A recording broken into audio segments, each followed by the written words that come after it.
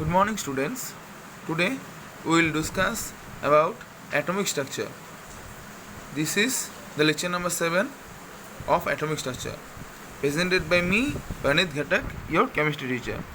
Okay, so in the last class we have been discussed the origination of orbitals, that is S, P, D and F. Okay, in the last class we have been discussed that the origination of the orbitals, that is the SPDF, as well as the shapes of SPDF.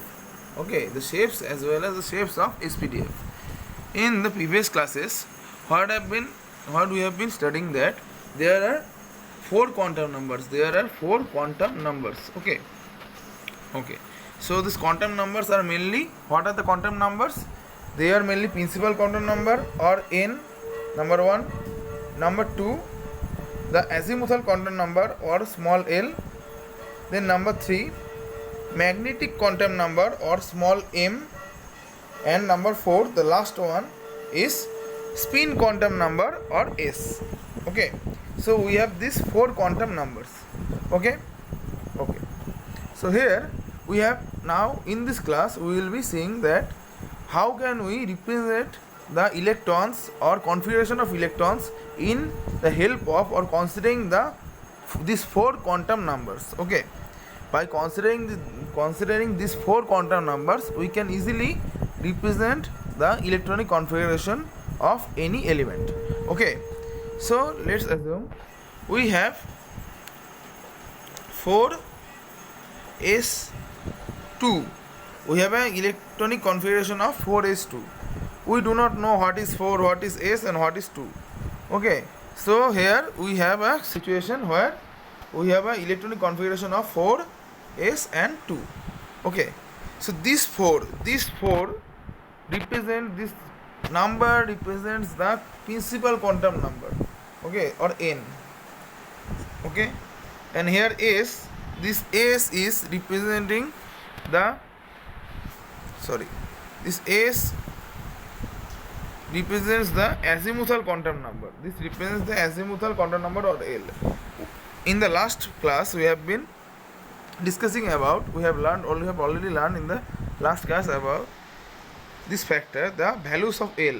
If L is 0, then it will be S. If L is 1, then it will be P. Then if L is 2, then it will be D. And if L is 3, then it will be F suborbital or orbital, okay, or subcell as well. So here, if L value is 0, then it is S. If L value is 1, then it will be P. If L value is 2, then it will be D. If L value is 3, then it will be F. Okay, so that's our condition. Okay, so here we have 4s2 orbital. Okay, where 4 is representing the principal quantum number.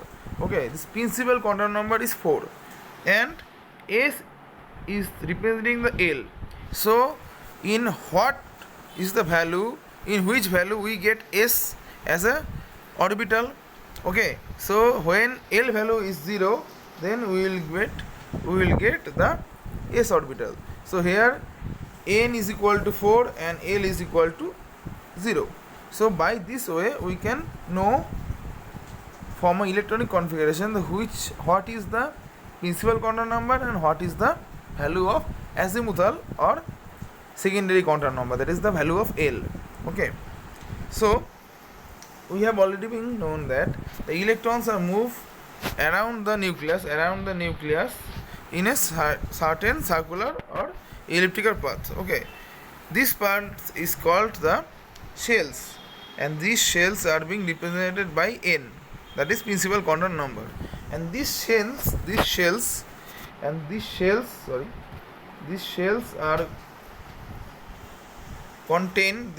split into or distributed into orbitals. Okay, or contains orbitals. These orbitals are these shells. It is represented by n, that is principal quantum number, and these shells are being contained or having some orbitals in it. Okay, or the shells can be split into some orbitals. Okay, these orbitals can be represented by azimuthal quantum number or L. Okay, and these orbitals can also be split into some magnetic quantum number, that is the subshells. That is the subshells. Okay, this is the subshells. The subshells are mainly represented by M. Okay, so remember the first one is the electrons revolving around the nucleus, that will be shells. These shells will be represented by principal quantum number or N, and these shells are content of or consist of some orbitals. These orbitals are being represented by L or azimuthal quantum number, and this azimuthal quantum number or orbitals have been contain or consist of subshells. These subshells are mainly represented by M or magnetic quantum number. Okay, so here we have to know that where the value of n value can be from 1 to 1 2 3 4 dot n. Okay, so the value of the principal quantum number should be 1 2 3 4 dot n, that is infinity, but the value of L will be from, it starts from 0 1 2 3 dot n. From that is the L value, the secondary quantum number or azimuthal quantum number starts with 0. Okay, but here the M value, that is the value of magnetic quantum number, will be minus L to plus L, minus L to plus L. Okay, and in case of S, that is spin quantum number, it should be plus half or minus half. It has only two options, either plus half or minus half. Okay, so here remember one thing, remember this thing pretty clearly, that is the value of M, that is the value of M is, this value of M is minus L to plus L. Okay, minus L to plus L. Okay, okay, so what happens, we know in case of S, the value of L is 0, so the M value will be 0. Okay, minus M, minus 0 to plus 0 means only 0. Okay, minus 0 to plus 0 means only 0, so the value of M will be 0. So we consist only one suborbital. M represents sub block or sub shell. Okay, subshells. M represents subshell, so we have only one subshell, and each of the subshell contain 2 electrons.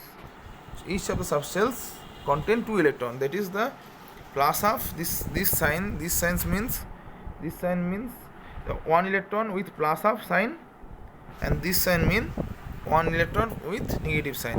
So each of the orbital, each of the subshells can contain 2 electrons. Each of these subshells, this is the subshell, each of the subshell can contain only 2 electrons. Okay, okay, so in here, in this case, S has only one value of M, that is 0, as M is from minus L to plus L. Okay, so for S, the value of M is only 1, that is only one value, that is 0. So the subshell will be only one, number of subshell is only 1, so that is 1. Okay, so number of electron will be 2. Here for P, the value of L is 1, the value of L is 1, so the value of M will be minus 1 to plus 1, that is minus 1 0 plus 1. So it has how many values? It has 3 values. It has 3 M values. It has 3 M values. So it will be having 3 subshells. For that is why P will be having 3 subshells. That is Px, Py and Pz. Okay. For that is the case. That is why in case of P, the value of L is 1. So the value of M will be minus L to plus L. That is minus 1 to plus 1. That is minus 1 0 plus 1. That is why we are getting 3 M values. Each of the M value will represent one subshell. So that is why we are getting 3 M values. We will be getting 3 subshells. That is 1, 2, and 3. Px, Py, and Pz. Okay, and okay. Similarly,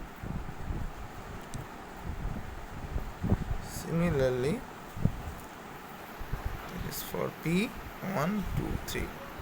Okay, for D, the value of L is 2, that is minus 2 to plus 2. Minus 2 to plus 2, that means minus 2, minus 1, 0, plus 1, plus 2. That is, here we will be having 5 subblocks or 5 m values. That is why in case of D we will be getting, that is why in case of D we will be D orbital, we will be getting 5, we will be getting 5 subshells. Okay, that is in case of D we will be getting 5 subshells, and each of these subshells will contain 2 electrons. That is, for 5 subshells the number of electrons will be 10. For P the number of subshells will be 3. So each of the subshells will contain 2 electrons. That is why each of the subshells will contain so the P orbital will contain 6 electrons. And in case of S, the subshell number of subshells is 1. So and each of the subshell contain only 2 electrons. So the number of subshell in S orbital is 1. So as the only one subshell, that is why it will carry only 2 electrons. And in case of S, that is SPDF, here the value of L is 3. So that is -3 to +3. Here there is 7 value, that is m value will be 7. There is 7 m values. So each of the m value is being represented by 1 subshells.